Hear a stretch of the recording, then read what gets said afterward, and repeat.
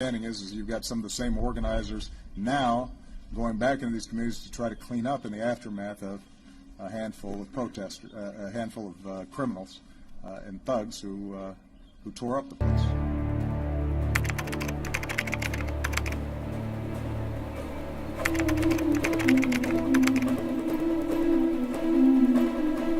When individuals get crowbars and start prying open doors to loot, they're not protesting.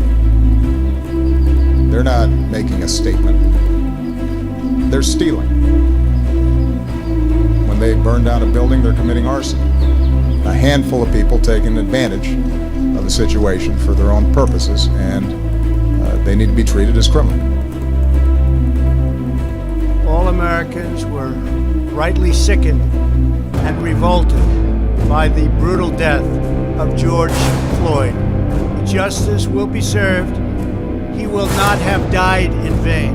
Our nation has been gripped by professional anarchists, violent mobs, arsonists, looters, criminals, rioters, Antifa, and others. A number of state and local governments have failed to take necessary action to safeguard their residents. Cynical, soulless, craven corporations like Pepsi, Intel, and Airbnb are funding this chaos. They're giving money to Black Lives Matter, which is pushing to defund the police. But it isn't just major corporations that are fueling all of this. Celebrities are too, by paying to get violent rioters out of jail.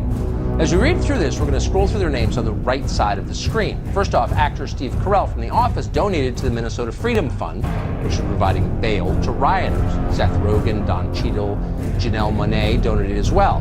The cast of Brooklyn Nine-Nine, a police comedy, gave $100,000 to help bail out people who may very well have attacked those they portray on TV.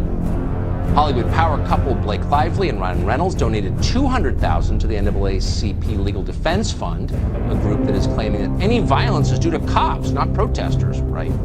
Rapper Lil Nas X urged his 4.7 million Twitter followers to donate to bail groups in Chicago, New York, and Philadelphia, and elsewhere.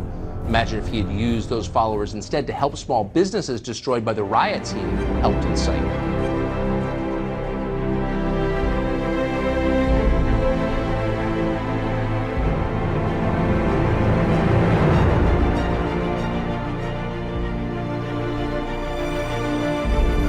But where there is no law, there is no opportunity. Where there is no justice, there is no liberty. Where there is no safety, there is no future. We must never give in to anger or hatred. If malice or violence reigns, then none of us is free. I take these actions today with firm resolve and with a true and passionate love for our country. By far, our greatest days lie ahead.